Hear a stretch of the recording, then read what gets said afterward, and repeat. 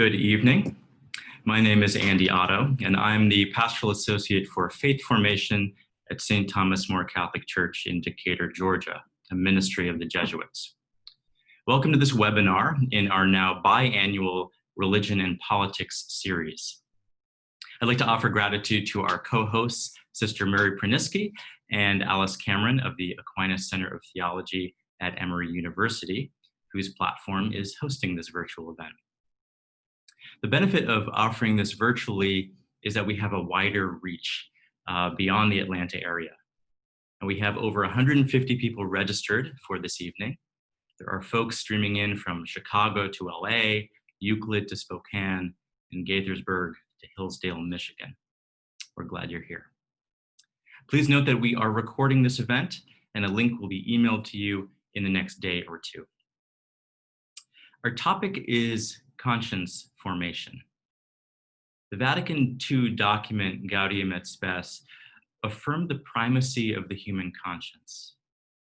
It says that in fidelity to conscience, Christians are joined with the rest of humanity in the search for truth and for the genuine solution to the numerous problems which arise in the life of individuals from social relationships.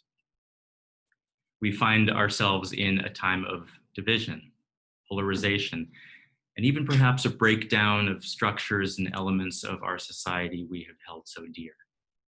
And so as we approach a major election this fall, these things, these moral issues, these fears and challenges and hopes are on our hearts. It seems each time an election comes around, we hear that this is the most important election ever. And we also hear from our church about the importance of forming our consciences. But what does that mean?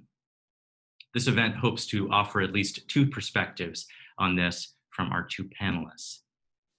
But before I introduce them, I'd like to invite you to engage in this event by offering comments or questions.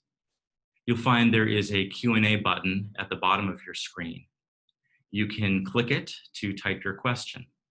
Later on, I will moderate the Q&A portion of the evening. We can't promise to get to all the questions, and similar questions will be asked as one. Note that questions answered will appear for other attendees to see. Your video and audio, however, are not active. And before I introduce our panelists, I've invited Sister Mary Pruniski from the Aquinas Center to open us in prayer. Mary? Good evening, everyone. I would like to share a prayer that was published in a book called Searching for Sunday by Rachel Held Evans. We've used this prayer many times with an interparish partnership group that we have here in Atlanta. So let us pray. God, go with us. Help us to be an honor to the church. Give us the grace to follow Christ's word, to be clear in our task and careful in our speech. Give us open hands and joyful hearts. Let Christ be on our lips. May our lives reflect a love of truth and compassion. Let no one come to us and go away sad. May we offer hope to the poor and solace to the disheartened. Let us so walk before God's people that those who follow us might come into the kingdom.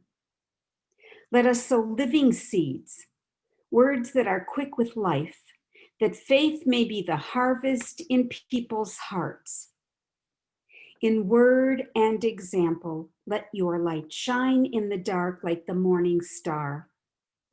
Do not allow the wealth of the world or its enchantment flatter us into silence as to your truth. Do not permit the powerful or judges or our dearest friends to keep us from professing what is right. Amen.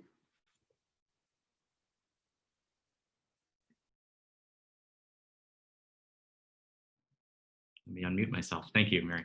Let me introduce now our panelists. Julie Hanlon Rubio joined the faculty at the Jesuit School of Theology of Santa Clara University in Berkeley, California, nearly 2 decades after teaching at St. Louis University. She writes about Catholic social thought, family, sexuality, and politics. She's the author of 4 books, including Hope for Common Ground, Mediating the Personal and the Political in a Divided Church. Recently, she edited a collection of essays with Jason King called Sex, Love, and Marriage, Catholic Perspectives. And she currently is writing a book of her own called Catholic and Feminist, Is It Still Possible? Expected to be released in 2022.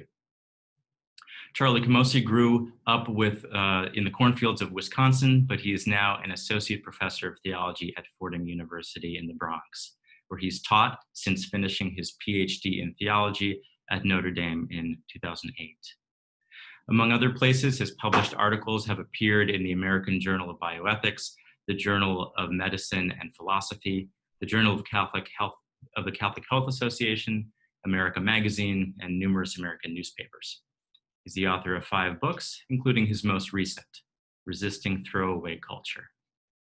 In addition to advising the Faith Outreach Office of the Humane Society of the United States and the Pro-Life Commission of the Archdiocese of New York, Camosy received the Robert Byrne Award from the Fordham Respect Life Club. So welcome to you both. And we're first going to begin with remarks from Julie. Thanks so much, Andy, and thanks for inviting us. Wish I could be there with you, but welcome to everyone.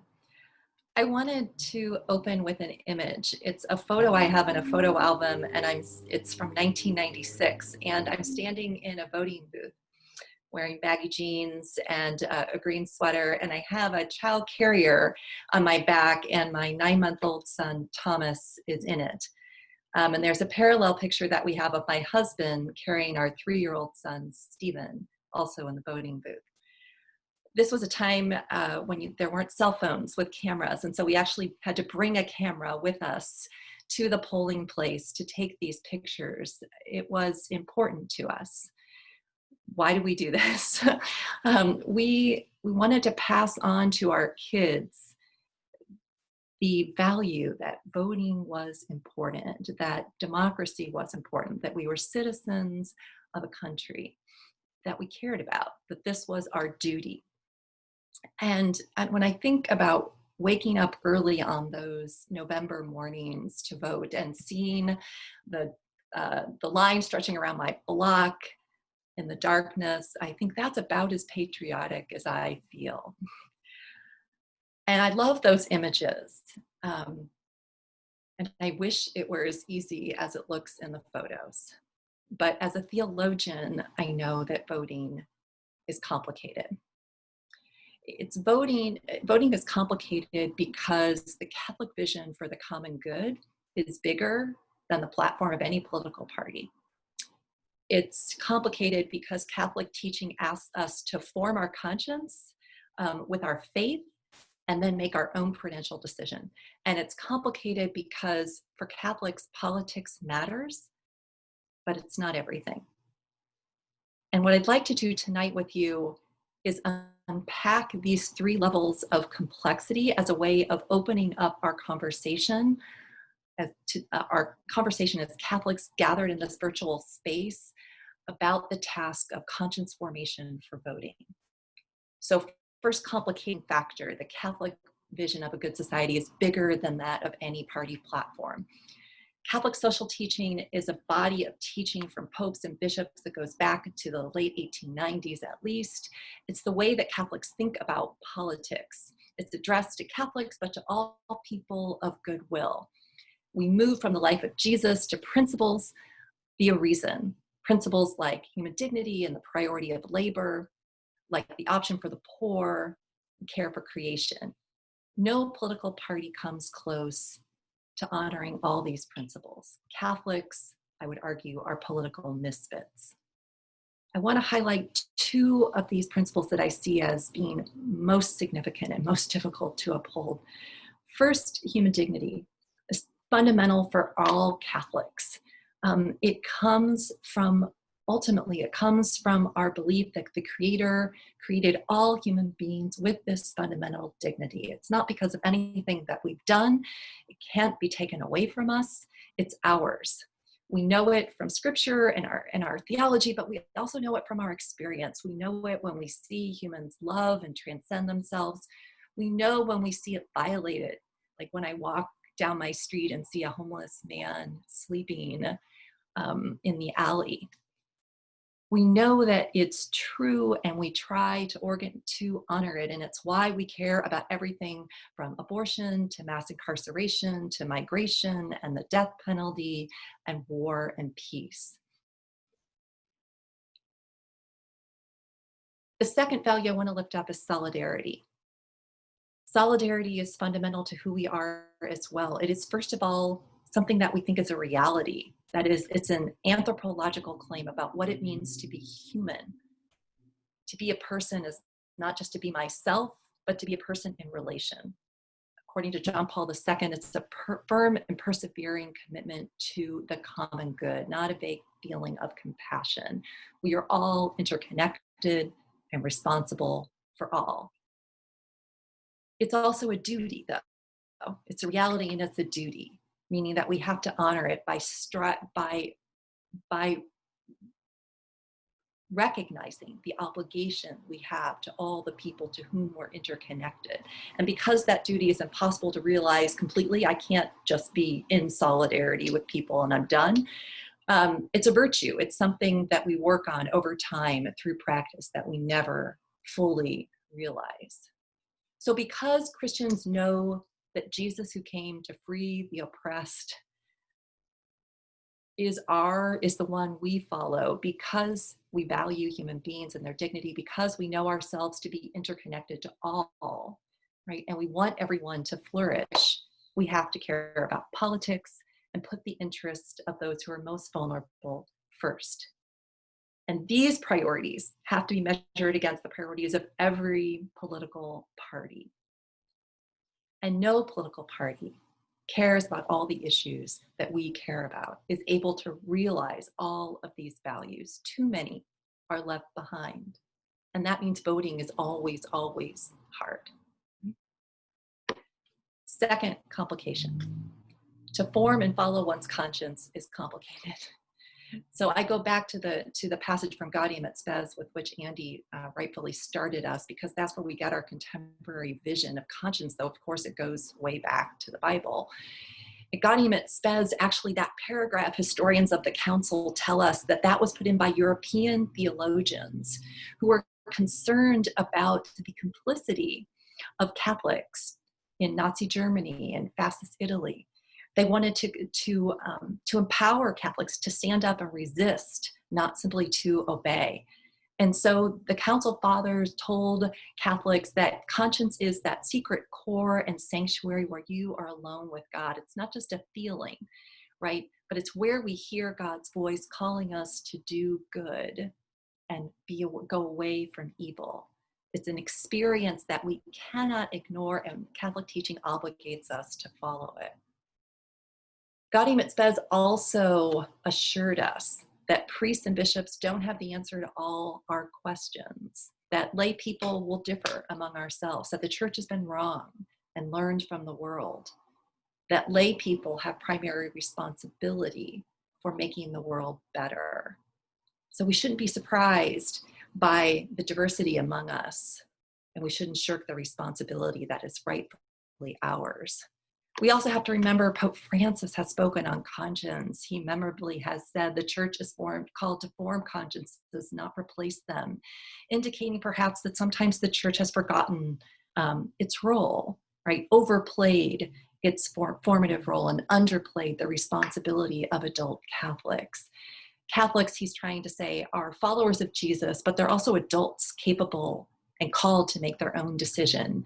Now, make no mistake, he's still trying to form us. He's trying to form us with his example, with his teachings, with centering the faith on what really matters. But he wants to empower the laity to stand up and make their own decisions. Our own US bishops, in a document called Forming Consciences for Faithful Citizenship, which they issue and revise every 4 years, also talk about conscience. They say that the role of the bishops is not to tell Catholics who to vote for, but to help us form our consciences. They characterize voting as prudential judgment. They affirm that Catholics aren't single-issue voters, so it's complicated. They affirm that Catholics can vote for a candidate who holds positions that are contrary to Catholic teaching, depending on circumstances and intent. They affirm that Catholics can support morally flawed policies if those are the only alternatives. They acknowledge some of the complexity of politics. They also hold that a vote can be a kind of what the moral tradition calls cooperation with evil. Because when I vote for somebody, I lend support to and perhaps advance that position. And if that position is evil, I may be cooperating with that evil, even if I don't intend it. It's the kind of cooperation that moral theologians generally judge to be fairly remote. The kind of actions we're involved in all kinds of different ways in our lives, but it's something to consider along with the range of our responsibilities to the common good.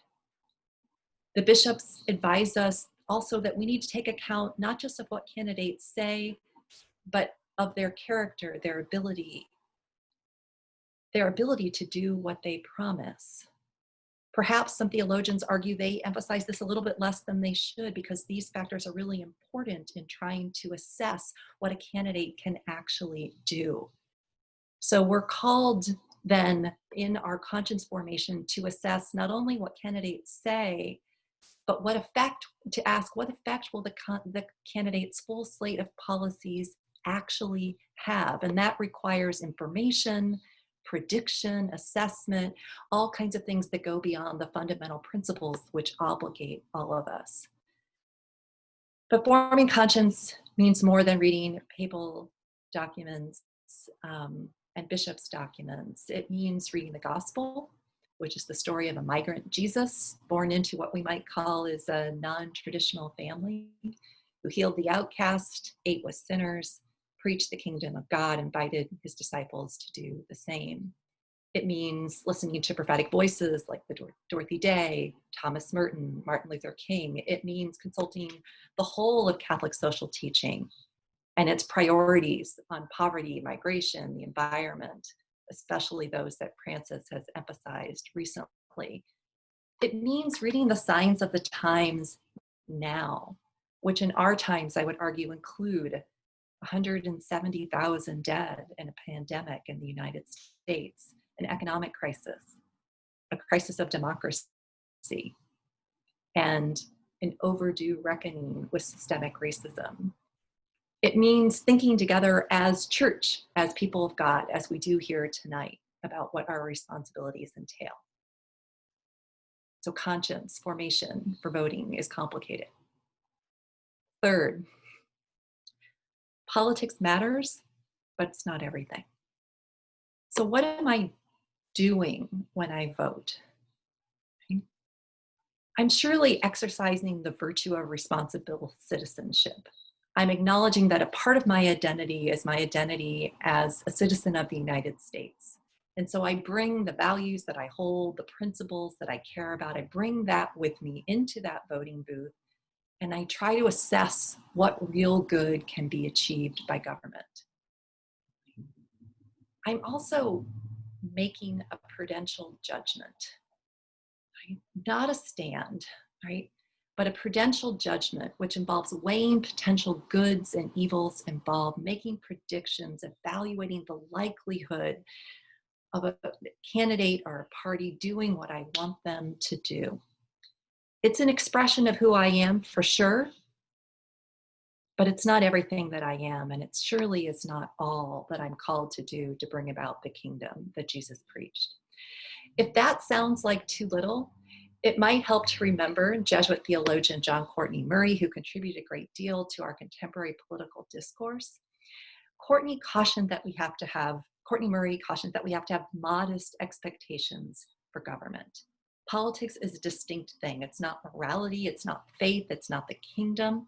It's a realm in which we take up argument in a pluralistic society and work for a little more justice, a little more peace. Murray also reminded us of the diversity of the US. That was back in 1960. Pluralism exists, we're divided. We can't possibly hope for everything that we dream of, not from politics. So we have to live together.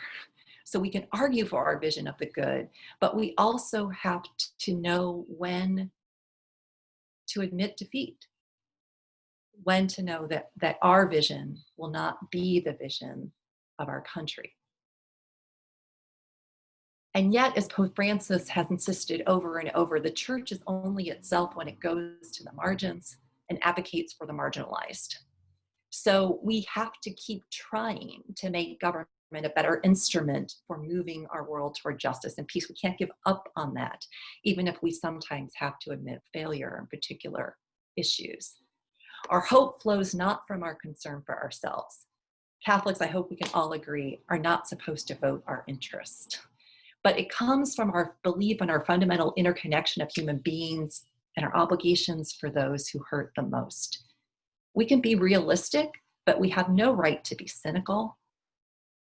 Liberation theologian John Sobrino reminds us that we have to look to the crucified peoples of today and try in any way we can to bring them down from their crosses. They have to be our priority. I want to close with the image with going back to the image with which I began. It is a sweet image. It's an idealistic image. But as I hope I've tried to start pointing out tonight, voting is way more complicated, way more fraught. Because the Christian tradition obligates us to care about politics, following Jesus means we have to care about liberating the oppressed. And yet we have this body of Catholic social thought that cannot possibly be realized by any one country, let alone any one party in time. And even knowing the principles that obligate us, conscience formation, discernment, prudential judgment for voting, is enormously complicated. Voting is then a potential judgment that we should approach with realism and hope as we strive for a world that better reflects the reality of our interconnection and the immense dignity of every human person. Thanks.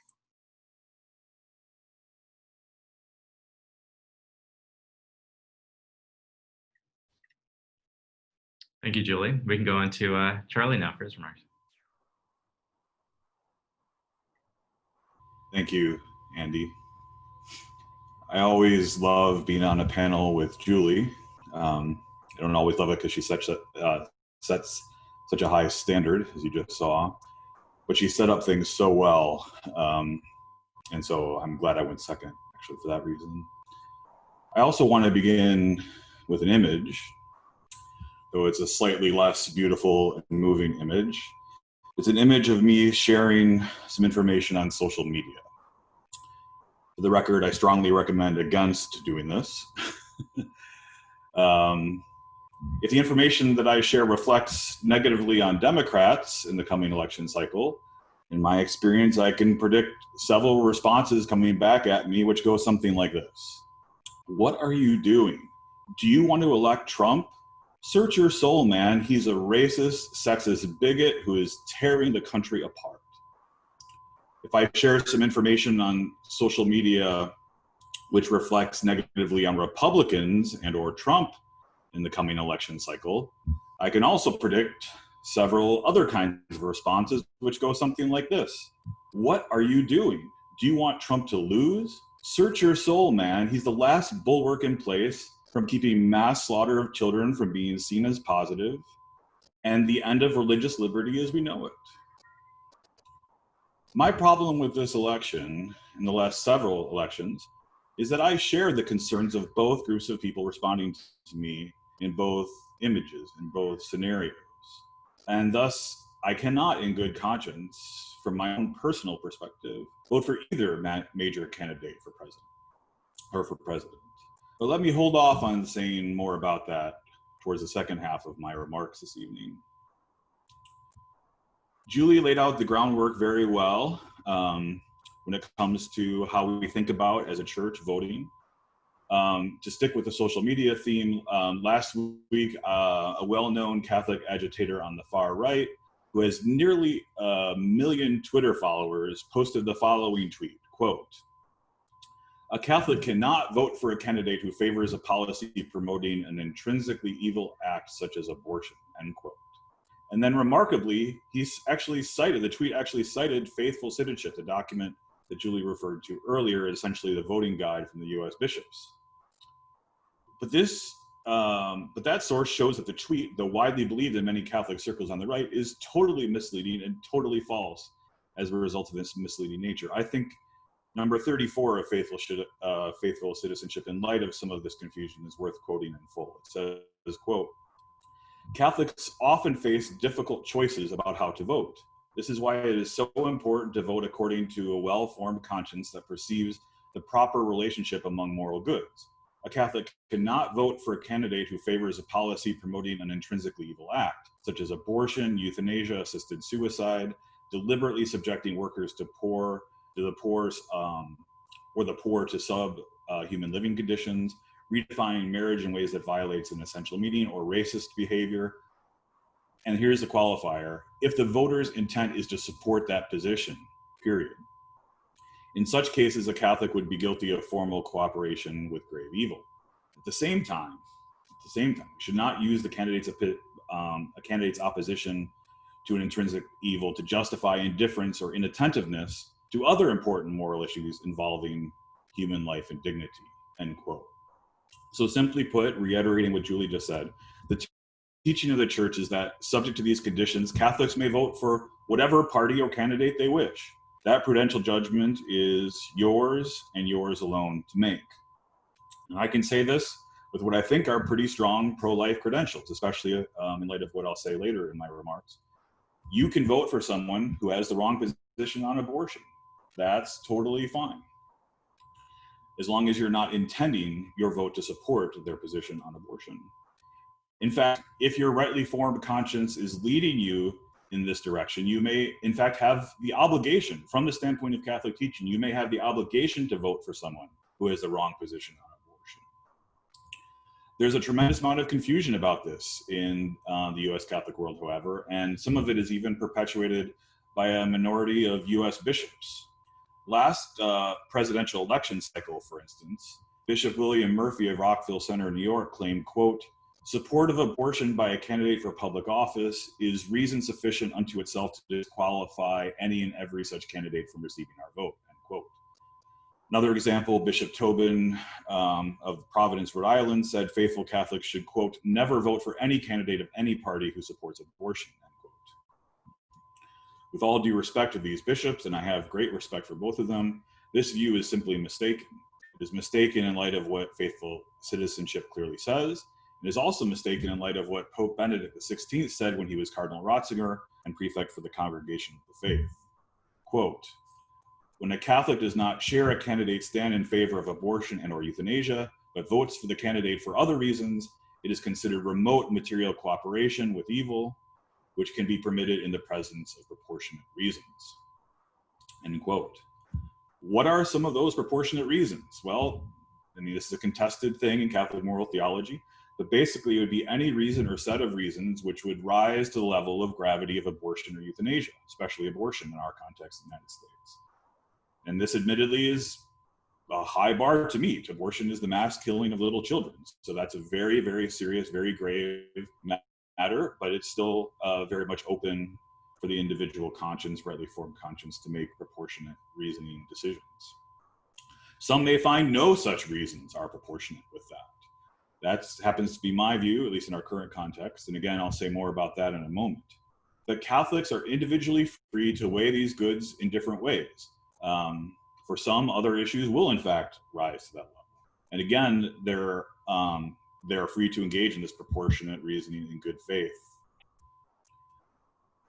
Another important point to make, this is overlooked in the debate sometimes, is that even if one is focused on abortion as a singularly grave evil, there's lots of room for debate about which kinds of policies are actually best aimed at that evil or to reduce the child killing. Some may think, with some good reasons, that certain Democratic policies are actually more likely to reduce abortion rates than our Republican policies, for instance. Those are important debates. But the bottom line is Catholics are free to vote this election cycle for Trump. They're free to vote for Biden. They're free to vote for somebody else, and they're free to vote for no one. That's what the teaching of the church is. But if I were making an argument for who Catholics should vote this time around, I would argue that you should vote for neither major candidate. Trump is a unique threat to the republic. He's a totally incompetent executive in running the executive branch. He's a coddler of dictators and even an excuser of Chinese genocide of Muslims. He gives comfort to racists and has lived his life as a disgusting sexist. I agree with Bishop Flores of Brownsville, Texas, that his immigration policies constitute cooperation with intrinsic evil, actually. And I could go on here, but I'll stop and simply urge fellow Catholics not to vote for the Trump-Pence ticket. I would also urge my fellow Catholics not to vote for the Biden-Harris ticket. And for me, this does come down to the unique evil of abortion. Lots of people, however, including some of my colleagues in the academy, seem to struggle with the very possibility that someone could have such a view, especially in this particular election cycle. How can you be a single issue voter when Trump manifests such a threat, right? Well, not to put too fine a point on it, one of my Facebook friends who happens to be professor at a major Catholic university said, my objection is based in part on idiosyncratic Catholic beliefs, and that's not enough in his view to move in this direction. Well, let's change the issue a little bit and see if this kind of reasoning can be more clear through a thought experiment. I was a philosophy major's undergrad. I love thought experiments. Unfortunately, I hoist them on my students all the time. You're going to have to listen to one or two here tonight. I'm sorry. Suppose a possible world in which everything is the same, this election cycle, except that the Biden-Harris campaign, along with the Democratic Party itself, is beholden to an extremist group of white supremacists. In this possible world, which is very much not our world, they have a viable plan to bring back Jim Crow and even long-term plans to bring back slavery. Suppose the party and ticket offers strong support for these plans and for white supremacist rhetoric and values. Everything else remains the same in this possible world except for that. Could you vote for such a party? If the answer is no, as I hope and suspect it is, then maybe you can understand why certain pro-lifers will never be able to vote for the Democratic Party's candidate for president, especially this time around. Though maybe we still need to talk about the gravity of the evil of abortion for this kind of thought experiment to work. Sometimes, especially because the death of the prenatal child is hidden away from view via our throwaway culture, it is difficult, very difficult for many people to see the gravity of the evil. In fact, the rhetoric we use is designed to hide it in many ways. And people who are against it can be dismissed in certain circles as just misogynists who want to control women's bodies or punish them for having sex or something like that. So maybe a second thought experiment, sorry, I'm going to do a second one, can help reveal the gravity of the evil. In ancient Greece and Rome, as many of you know, abortion and infanticide were thought to be similar acts of reproductive control. The early church was against both, and for the same reason, their aversion to violence as a fundamental assault against the dignity of the vulnerable human person, as Julie so beautifully pointed out in her remarks. But let's go to a second proposed thought experiment, specifically in light of that history. Suppose in this country, nearly 1 million 6-month-old infant boys and girls were slaughtered each year. 1 million 6-month-old infant boys and girls were slaughtered each year. Suppose certain organizations made lots of money on this practice and even set up infanticide centers in communities of color and made lots of money on these infanticide centers. Suppose one major party was resistant to the mass infanticide, tried to limit it, defund the organizations which promoted it, etc. And suppose the other major party not only didn't try to limit the infanticide, but argued that talk about limiting it was an affront to reproductive freedom and the right to make one's own healthcare decisions. Suppose this party argued that the right to infanticide is core to the very well-being of literally everyone. And suppose this party also couldn't even abide conscience protections, even those based on religious liberty for those who refuse to participate in the infanticide. Again, keep everything else the same in this thought experiment, just add this scenario. Hopefully we would agree that this party was also not worthy of our support, yes? And now the analogy to abortion and the Democratic Party should be clear. The Democratic Party has come a long way since Hillary Clinton declared in 2008 that she thought abortion should be rare, quote, and by rare, I mean rare, end quote, is what she said back then. But in the lead up to the 2016 election, Democrats made the following abortion-related changes to their platform. They called for removal of the Hyde Amendment, which would force pro-lifers to pay for abortion with our tax dollars. They called for repeal of all, quote, federal and state laws and policies that impede a woman's access to abortion, end quote. Support for abortion rights was deemed, quote, unequivocal.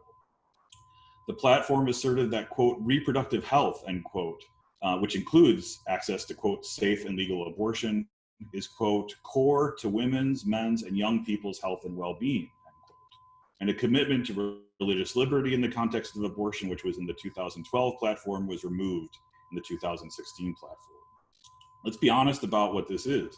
This is wild extremism on the issue of abortion. If enacted, no other country, with perhaps the exception of China, would have such an extremist policy. But the writing is on the wall, it seems. A Democratic administration and Congress would defend abortion violence as a positive good in our culture. It would completely erase an entire group of vulnerable people from moral and legal consideration. Indeed, it would not even protect the religious freedom of those who wanted to live their own lives without participating in this violence.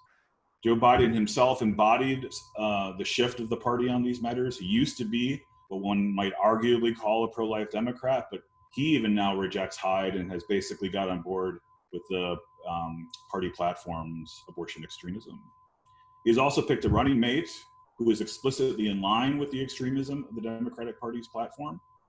Whatever else we think about her vice presidential candidacy, and it is historic and important for those reasons. She's gone further than even Biden and proposed a plan that would subject any state's attempt to limit abortion to be cleared first from the US Department of Justice. Such baldly unconstitutional plans reveal the depth of her personal views, and they are extreme. So what should we do? Well, first, I think we need to realize that the policies of the federal government should not be anywhere close to our first priority as Catholics. That doesn't mean they shouldn't be a high priority. They're just not our first priority. If they are close to our first priority, then we risk making an idol out of our secular national politics. Second, we need to focus on the fact that it has been precisely this kind of idolatry which has pushed our politics to a place which gives us these two terrible choices to choose from, and at least in the major parties. Instead of focusing on what we are for and demanding that, we instead acquiesce to the choices given to us and try to figure out what the lesser evil is and then vote for that. Third, in light of this, I propose that Catholics vote with the medium term in mind. What can we demand of our politics 8 or 12 or 16 years from now? Julie asked a helpful question in her remarks. What does it mean to vote? For some people, voting is trying to affect the next 4 years, but it's just as reasonable to use your vote to think about what will happen 8, 12, 16, or even more years beyond the year of your vote. So as a result, me personally anyway, I'm working with the American Solidarity Party to get them on the ticket in New Jersey where I live, and I have encouraged others to do the same in their home states. If they are on the ticket in New Jersey, I will vote for them. If not, I will likely write in my father-in-law once again so that some good comes from my vote. This is not, as some might have it, political quietism or something I don't support, the Benedict option. This is actually a kind of realism in its own right, a realistic approach about what short-term thinking has got all of us, but especially Catholics, via our politics. We're in an unhealthy place. We're in a almost hopelessly polarized place. We need to demand of our politicians a stronger version of the good that we share with them, not just give them marching orders about how to go attack the bad guy. This is immediately difficult in our federal politics right now. It gets easier, however, the more local we get in our politics. The local embodied relational retail politics in our states or cities, towns, counties, school boards is something with which Catholics, I believe, should redouble our efforts. Indeed, hasn't the pandemic revealed just how important locality and localism is at this very moment? I think we can walk and chew gum at the same time. Let's work hard for the kind of change we want to see at the federal level, and I think it's more realistic to expect medium-term change than short-term change. but let's also work even harder for more immediate changes at our local level. And I'm looking forward to your questions. Thank you, Charlie. Thank you, Julie. I'd like to invite everyone, if you have any questions, just a reminder, you use the Q&A function at the bottom of your screen to type your question. You know, you both spoke about, you spoke very clearly that it's not about party or candidate, right? That it's so much bigger than that. You know, and Charlie, you talked about focus of intent, right? And what's the likelihood that a particular candidate or party can align with whatever our consciences are telling us. You know, my question for you is regarding this polarization and this division, especially with candidates, right? The network organization headed by Sister Simone Campbell recently put out a message that says Catholics in good faith cannot vote for Donald Trump. And it surprised me because this is something that that even liberals criticize conservatives for, right? They even came out with a scorecard of Trump versus Biden. Do you think it's at all possible for the church to really come to a place where we do give that primacy to conscience, where we break down these partisan pigeonholes? I'd like to hear maybe from both of you on that.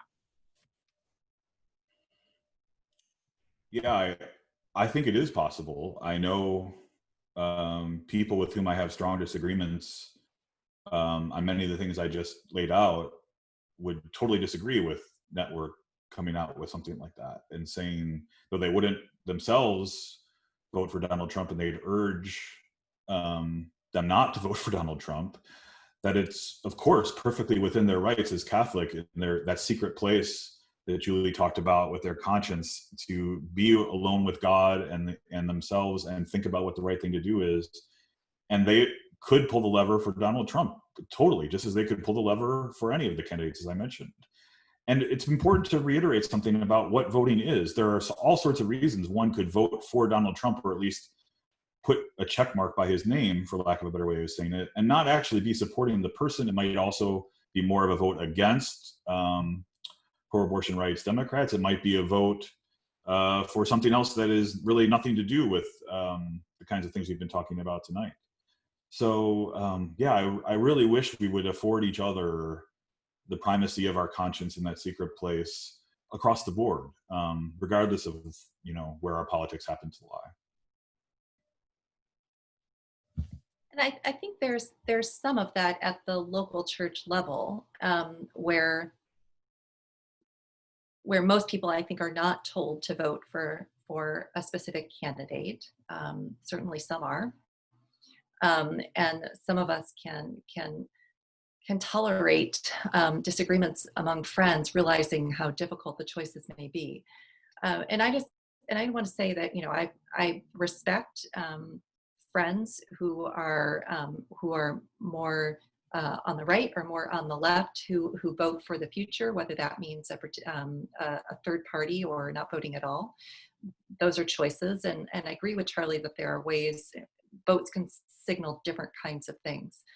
And interestingly enough, I think I want to push back a little bit on the realism, because I think the genius of the teaching is that it's this combination of the realism about voting and the sense that it is that we do have to consider those issues of potential cooperation. And perhaps Catholic Democrats have been too easily dismissive of that potential cooperation. But if we think of that potential cooperation, we have to think about it not just in terms of abortion, but in terms of all kinds of other issues. And I'm talking material and remote here. And knowing that when I buy something at Amazon or any number of other things, I am also engaged in a kind of cooperation.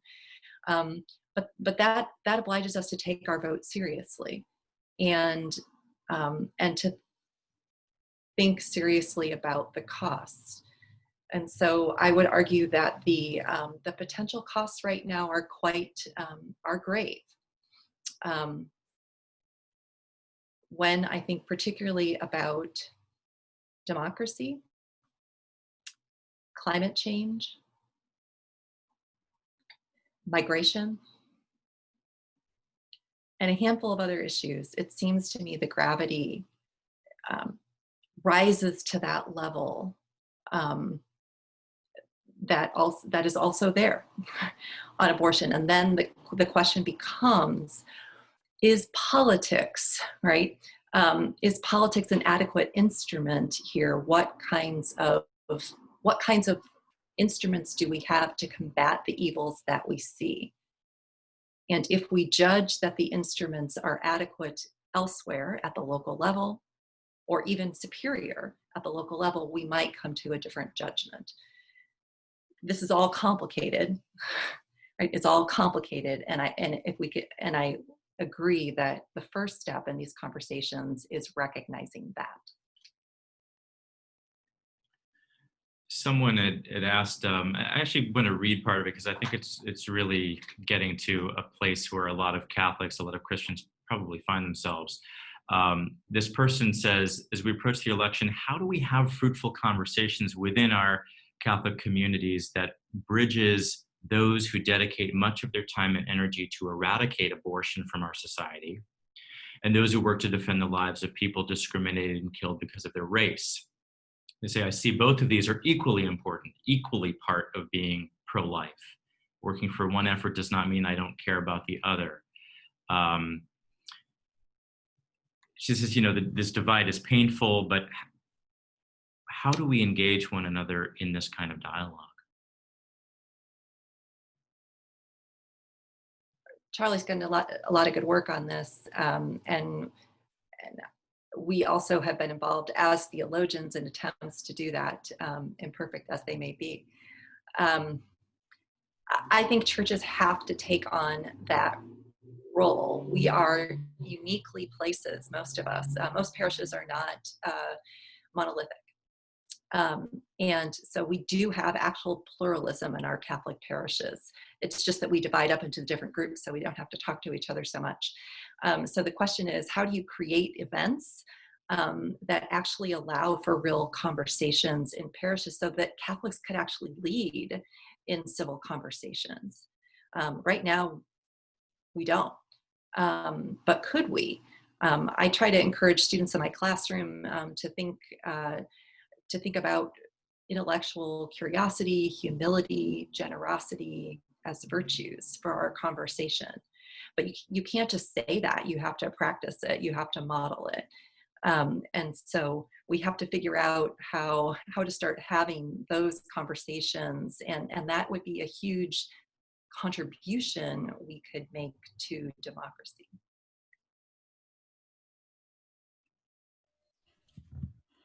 Yeah, as Julie mentioned, I've thought a lot about this, and my last book, Resisting Throwaway Culture, the subtitle of the book is How a Consistent Life Ethic Can Unite a Fractured People. And I really believe very, very strongly, like Gloria Purvis does, who's an EWTN radio host, has spoken at the March for Life. She's been very quite rightly outspoken during the Black Lives Matter moment in our country over the last few months. And she's taken some static from it, but she's gotten even more support actually than static. And she has a beautiful way that she weaves together her support for prenatal justice and her support for racial justice.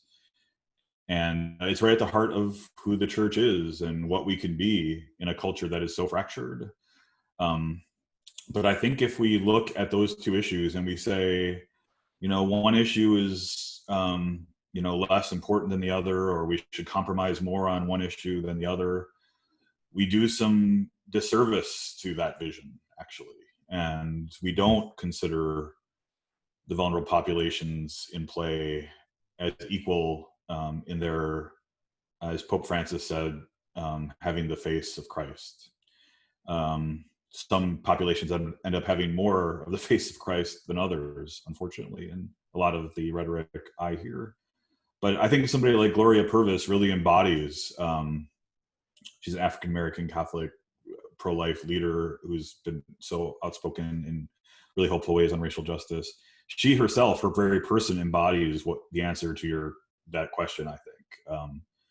If we can be public and stand up and make no distinctions between the marginalized who we need to bring down from the cross, as Julie said, then I have real hope that we can witness to a fractured culture and unite a fractured culture.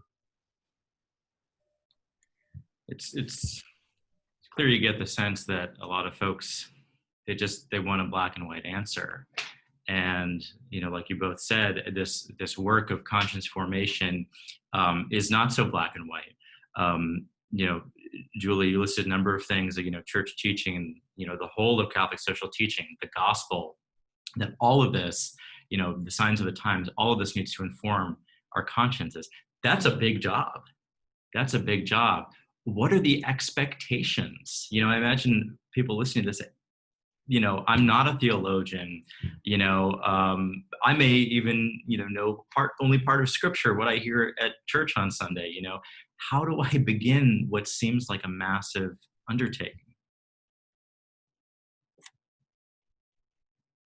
Yeah, I mean, I think the responsibilities of a citizen are weightier than we're used to acknowledging, honestly, and that we've done ourselves a disservice by pretending that democracy doesn't require some study at the very least, and participation, more so.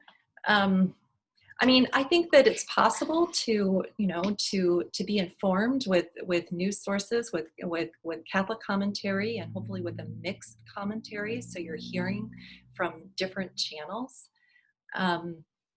Probably easier than ever to have the information. It's just a matter of stopping the flow sometimes.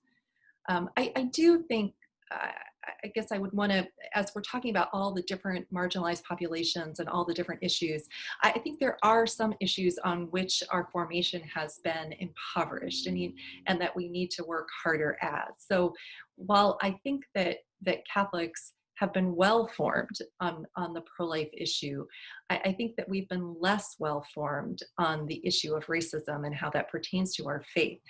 And there are few who hear homilies, few who hear Black Lives Matter tied to their tradition, few who are hearing not just about acts of overt racism, but about systems of racism, structures of sin. So I think that more formation needs to happen there. And so I hope that Catholics, like so many other US citizens and others in our country, are reading about these things right now, reading about race and reading about Black Catholics, right, as we try to form ourselves better.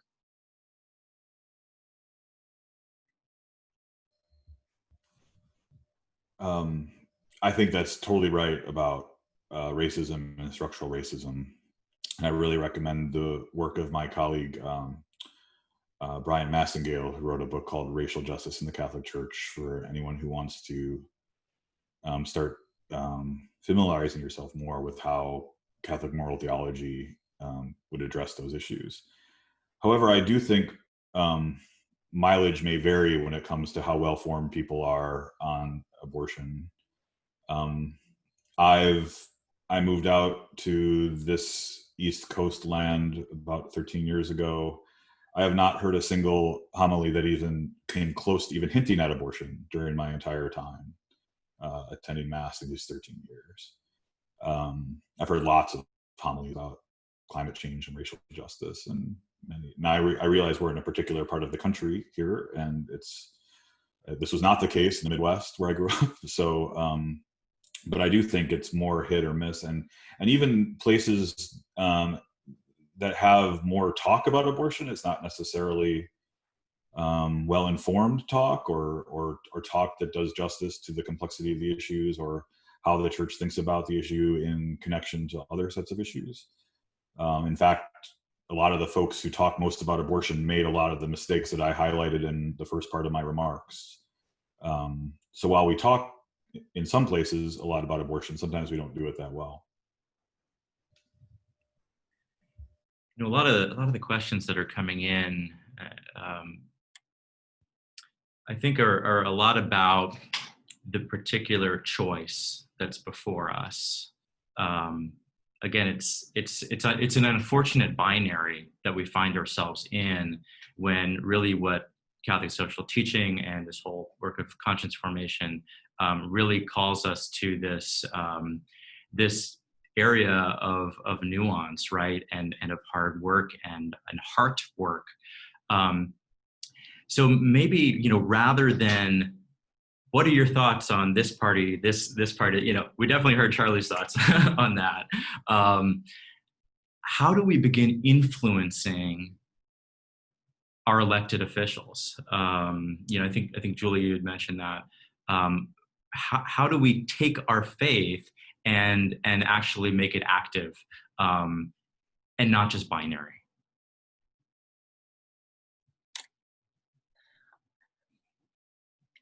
There are a lot of different ways to do that. I think probably I agree with Charlie that a lot of the work probably needs to begin at the local level, where Catholics need to understand that politics is not dirty, but worthy of our time, a place where we try to work for justice. And so so we don't want to stay away from that or make a binary between charity and justice.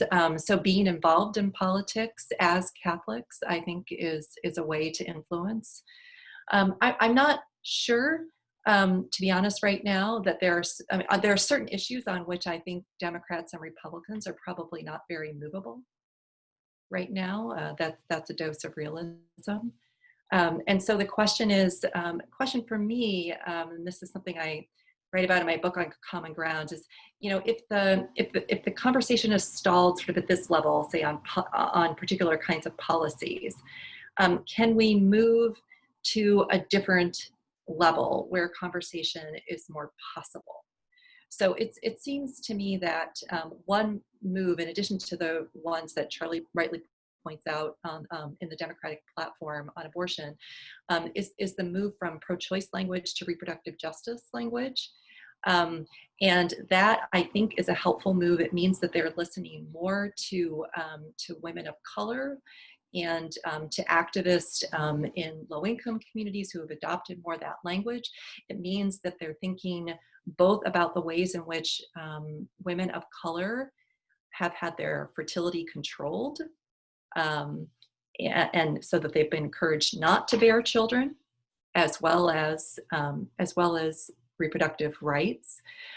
There's also language about the belief that democratic priorities like healthcare and leave are associated with a reduction in abortion. Now, it's certainly not the elimination, as both Charlie and I know, but is there room for more discussion there?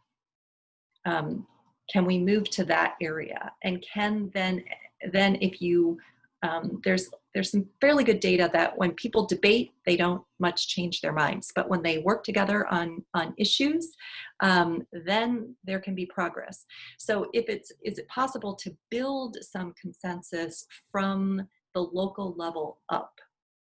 I think that is where the potential lies, and that, for me, is where the work on the abortion issue needs to be.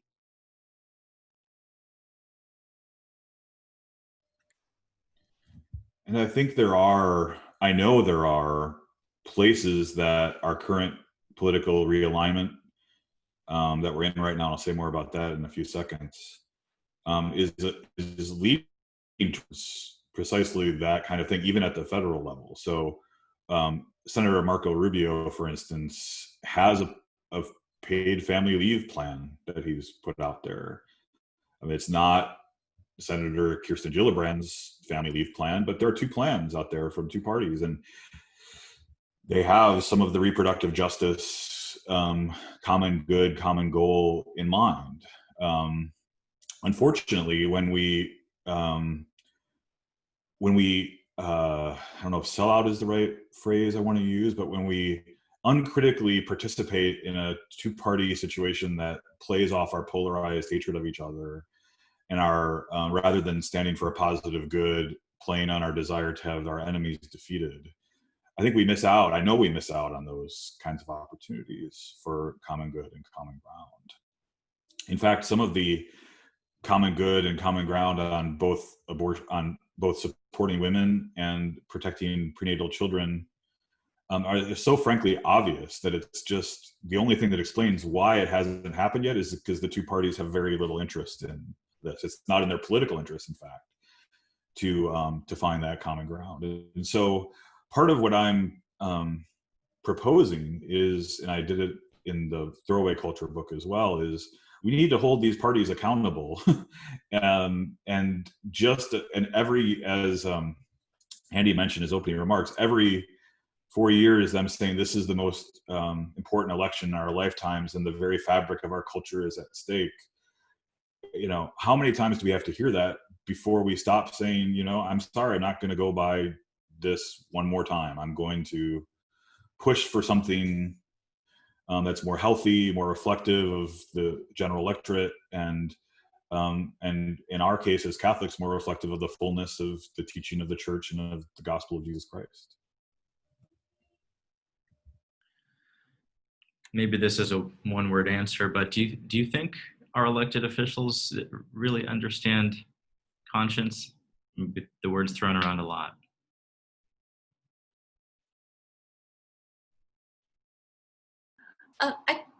One thing that worries me is the fascination with people voting against their interest. I referred to that a little bit in my talk briefly. It seems to me that for many in politics is about maximizing particular interests, and that's just not what politics is for Catholics. And so I actually think instead of wasting time wringing your hands because people vote against their interest, meaning that they vote for a party that is say pro-life and pro-religious liberty against economic interest. Maybe think actually if people are voting, at least their perception is that they are voting for those who are more vulnerable than themselves, and prioritizing that, maybe that's actually a starting point, right? So maybe it's a good thing that people are trying to vote for their conscience, from their conscience, and maybe we can proceed from there to talk about what a well-formed conscience is and what other information needs to get out there. I guess my question was about politicians really understanding that word and you know, being more, and I guess we're all together in our misunderstanding or collective misunderstanding in society of conscience being my opinion, right? And it's not my opinion, but that's often how we use it. What are your thoughts on, and someone had brought this up, this idea of not to decide is to decide. Monica had asked that. She said this was drilled into her in a morality class in high school. You know, this idea that do we have an absolute moral responsibility as Catholics to vote, whether it be for one of the major candidates or a third party, or can our vote be simply an abstention saying I'm choosing not to choose? Charlie? Catholics have no obligation to vote. They do have an obligation to follow their rightly formed conscience, and if that rightly formed conscience says you ought to vote for this person, then they do have an obligation to vote. But if their rightly formed conscience prohibits them from voting for a particular reason, say they consider their vote to be cooperation, disproportionate cooperation with evil, then they have an obligation to not vote, actually, if that's what their rightly formed conscience tells them to do. That does not mean that they should not be working for change, and that they should not be working for change at the federal level even. But it does mean that this is a tool that Catholics see as very important, Catholic social teaching sees as very important, but it's by no means our final obligations. Our final obligation is, in fact, to God speaking to us in that secret place through our rightly formed conscience. Now, what that means to your first part of the question, do politicians understand that? I think definitely not. I think most of them see us as, in fact, that's what the move towards data and social science in how all these elections are now run sees us as the opposite of being in a secret place where something could come out differently than what our race and socioeconomic status and who our Facebook friends are and where we order on Uber Eats or wherever it is tells us how we're going to vote. And so Trump thinks he can walk to a church and hold the Bible upside down and signal to that group, and it means something politically. Catholics, as hopefully Julie and I have made clear over the last hour or so, are in a very different place than that. No, there is this secret place of conscience where you have to balance all this. Whatever I say, whatever Julie say, whatever the church says, whatever the bishops say, ultimately it's between us and God in that secret place. And it's not about the data. It's not about anything that I just mentioned. And it also seems that even the Democrats, right, have come to this extreme, maybe in the opposite end regarding religion and engaging Christians, is there's a fear of even talking about a candidate's own life of faith. I think that has been true and has been a mistake. I don't necessarily think it's going to be the case with this candidacy. Biden's been pretty out there about his faith throughout his life, and I think Democrats realize that it was a mistake to kind of draw a hard line there, in the hopes of being inclusive or something. I did want to speak to your question, though. I mean, where I agree with Charlie that there's no absolute hard and fast obligation to vote. I do think there is something to the questioner's statement that is it is still a kind of decision to not decide, and I do have to weigh the costs of that. And I would say sometimes, in some quarters at least, Catholics have been maybe overly concerned with potential sinfulness in voting, and less concerned about what would happen if they don't vote, and less understanding politics as the art of the possible. And so when I think about, what is likely to change if I vote or don't vote, then for me, the obligation to vote is stronger. Thank you. Let me read this question from someone. Charlie, you talked about, well, if you have a rightly formed conscience, what does that mean? And let me read this question. Are there any indicators that can help me know I've formed my conscience well? I'm concerned that though I may think or feel that I've done good work there, I'm actually just enwrapped in my own self-righteousness and self-deception. It's a super important question that's really complicated, and lots of good-hearted people disagree about how to answer that question. I'll just offer two very quick thoughts.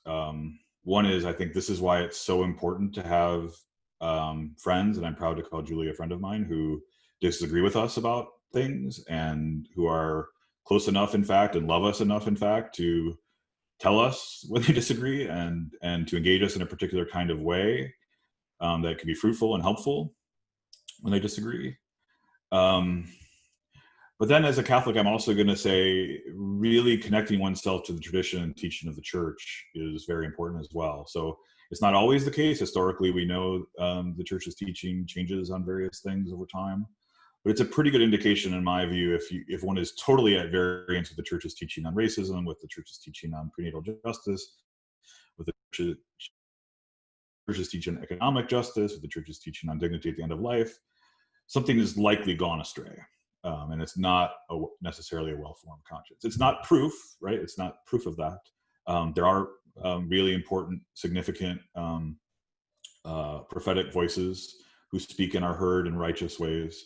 But those are very rare voices, and it should be a sign that at least a very cautious yellow sign, maybe, if one has a view on those matters, which is totally at variance with the kind of trajectory of the church's tradition and teaching. Yeah, I just want to agree with the emphasis on friends who disagree, and hopefully even church communities that are willing to come together and push each other on these kinds of things. What we don't need is this idea, well, it's just my opinion and that's just what it is, right? We need to invite people to push back, people who share kind of core values with us and yet disagree.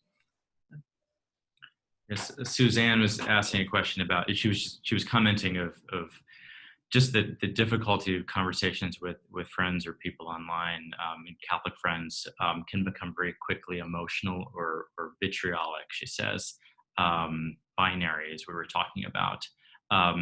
She says, are there a couple of sound bites I could use to move the conversation to more reasonable ground? I mean, perhaps it's that finding that common ground somehow, which just seems even more difficult these days. I mean, Catholic social teaching is the common ground. It's a set of principles. It's capacious enough to have a lot of people with different views about how these principles get applied within it, and yet it still has a certain amount of, maybe not enough, but a certain amount of teeth. If we can start there, I worry when people say we can't start there. Sometimes on the right, we hear most of that is all in the realm of prudence. The application is in the realm of prudence, but not the principles, right? And so I think that is the common ground. That's where we start. And also, I'd say with those virtues that I talked about, the intellectual generosity, humility, right? Those should be also the common ground. Because we believe so much in human dignity and in our own flaws, we should be able to talk to people in civil ways.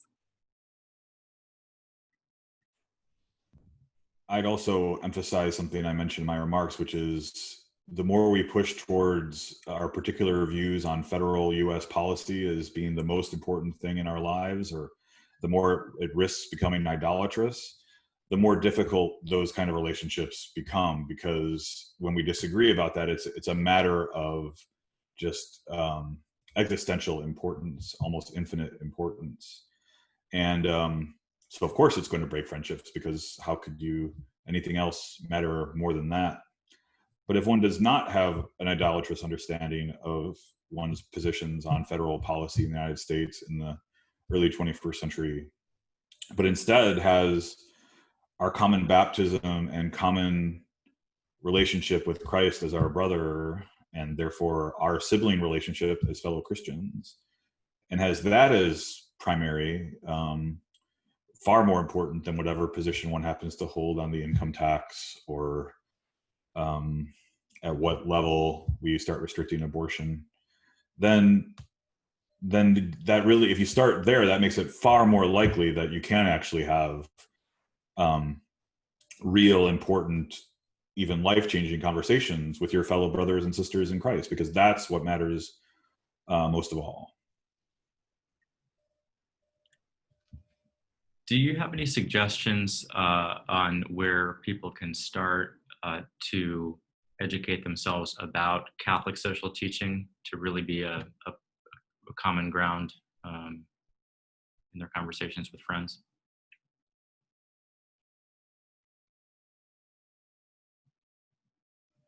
Well, most of it is happily free and available online. So if you just want to read the primary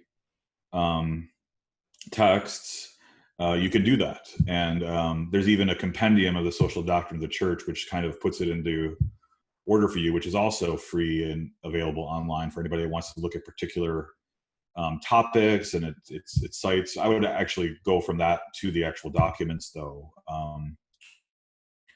One thing I'm frustrated by is kind of our, and moral theologians, Christian ethicists disagree about what constitutes Catholic social teaching, but I think more and more, many of us are seeing a lot of documents that aren't typically, or weren't when we were being trained as theologians, as the Catholic social teaching documents, as Catholic social teaching. But I think, for instance, the Gospel of Life, Evangelium Vitae by St. John Paul II, is part of the church's social teaching. I know it is, in fact.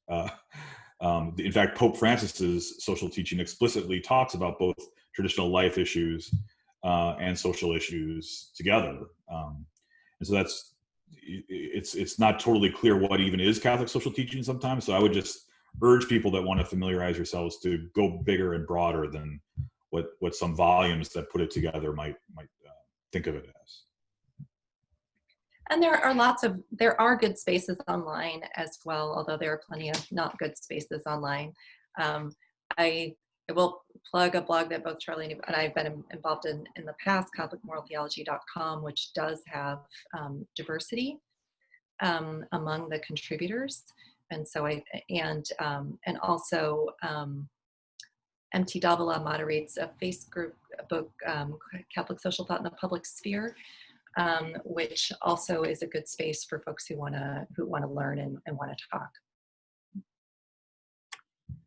Maybe as a question to sort of wrap things up, Jason asked for some practical advice on how we as Catholics might be formed more by the faith in the church rather than our media ecosystems and bubbles, social media bubbles, which no doubt influences all of us, yourselves included, absolutely, I'm sure.